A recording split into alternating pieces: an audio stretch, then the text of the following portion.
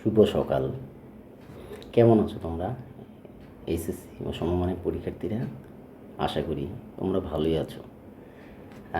গতকালকে ঢাকা শিক্ষা বোর্ড থেকে মানে ঢাকা উচ্চ মাধ্যমিক শিক্ষা বোর্ড মাধ্যমিক শিক্ষা বোর্ড থেকে একটা সার্কুলার ডিক্লারেশন করেছে যে তোমাদের চলতি বছরে যে এইচএসসি পরীক্ষার যে বাকি পরীক্ষাগুলি ছিল সেগুলি আর হবে না।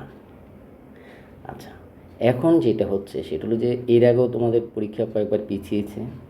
তারপরে 11ই আগস্ট হওয়ার কথা ছিল, সেটা পিছিয়ে আবার 11ই সেপ্টেম্বরে করা হয়েছে। তো সেইটাও রুটিনটা এখন হবে না, যেহেতু শিক্ষা বোর্ড ডিক্লেয়ার দিয়েছে কাদের, ছাত্রছাত্রীদের আন্দোলনের বা দাবির প্রেক্ষিতে।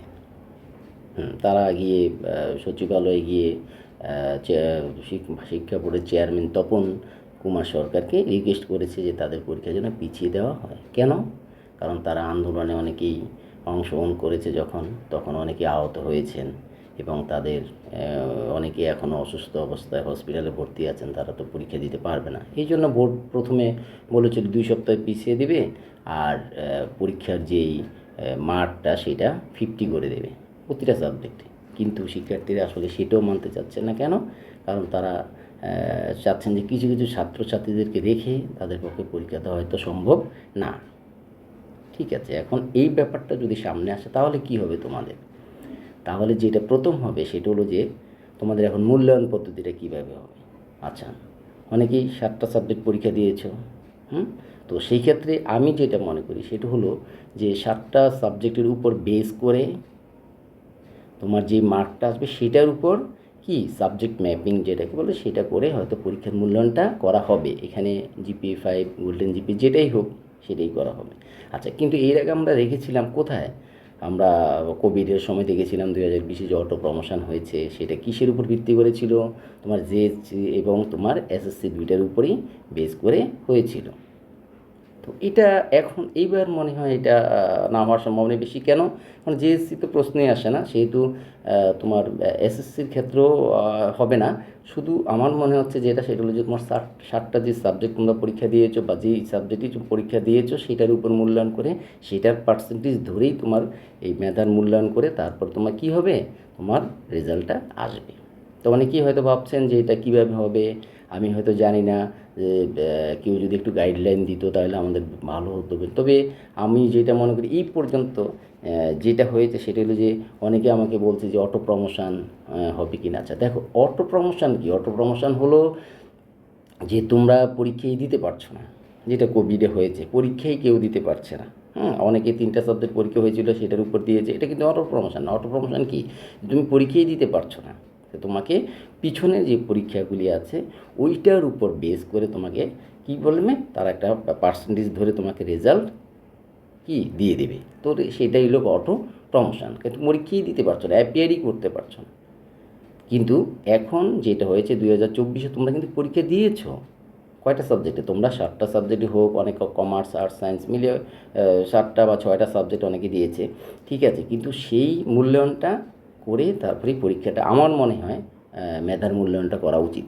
এখন যেটা হয়েছে সেটা হলো যে তোমরা হয়তো দেখা গেলো যে বাংলা বা ইংরেজিতে অনেকেই খারাপ করেছো, সেটার উপর কীভাবে হচ্ছে তোমরা হয়তো প্রশ্ন করতে পারো যে স্যার আমরা তো বাংলা খারাপ দিয়েছি হয়তো, কিন্তু ইংরেজিটা আবার একটু ভালো দিয়েছি, তারপরে আমার আইসিটি ভালো দিয়েছি, তারপরে তোমার কি তারপরে কি আর যে পরীক্ষা রয়েছে সেইগুলি তুমি ভালো দিয়েছো। তো সেটা কয়েকটা ভালো হয়েছে, হয়তো কয়েকটা ভালো হয়নি। দেখো এরপরে পরীক্ষাগুলিও তোমার কি হতে পারে, এরপরে পরীক্ষাগুলিও 2টা হয়তো খারাপ হতে পারে, আবার 2টা হয়তো ভালো হতে পারে, সেটাও তো হতে পারে। তো আমার মনে হয় যেটা সেটা যদি তোমার এই 7টা সাবজেক্টের উপর বেস করেই তারা সাবজেক্ট ম্যাপিংটা করে এই রেজাল্টটা যদি করে তাহলেই সবচেয়ে তোমাদের জন্য ভালো হয়।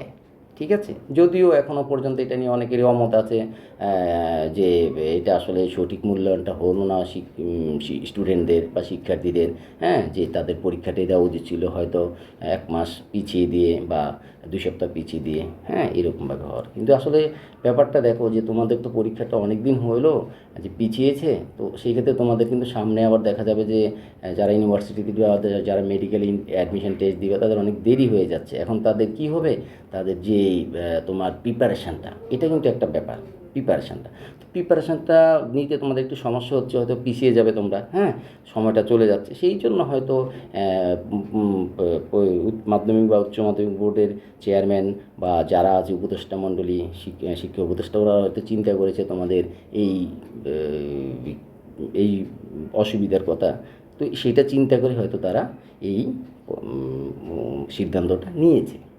এখন সেটা তোমাদের কতটুকু কার ভালো লেগেছে বা হয়তো অনেকের ভালো লাগে নাই, আমার মনে হয় না যে কারোই ভালো লাগে না, আমার মনে হয় সবারই ভালো লেগেছে এটা। কেন?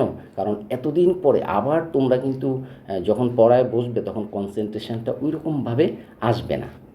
তো কী হবে? তো কনসেন্ট্রেশনটা যদি ভালো করে না আসে, তাহলে তোমরা সেই আগের যে পরীক্ষার যে একটা স্পিরিট ছিল সেটা এখন হয়তো নাও থাকতে পারে।